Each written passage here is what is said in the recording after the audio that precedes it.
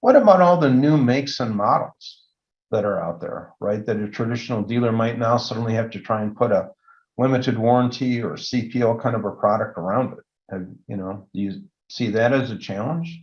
Yeah, I mean, I think when we add vehicle types or new vehicles into our products, and we've been doing that, and everybody in this space has to do that. You have to kind of keep track of what's coming out there and then add them in. There's two answers to the question. On the new side, there's just a high frequency, so we've got to be able to add them in and make sure that we're classing them appropriately so that they price appropriately.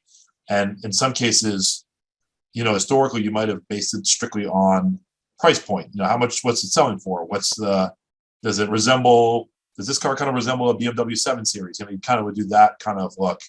But I think the sophistication is just increasing with how you have to be in terms of pricing these appropriately and classing the vehicles better. And that's where things that James does and his team do provide a level of inference that we would need. On the used side, there's a lot more information now that we have because some of these vehicles now are been on the road. I think to your point earlier, after year 2 and year 3, we start to get more, kind of understanding of the vehicle performance and things like that. So I think on the used side, that's important.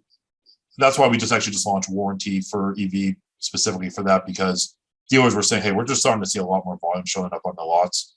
And so we have to have the appropriate warranties like we do for our traditional ICE.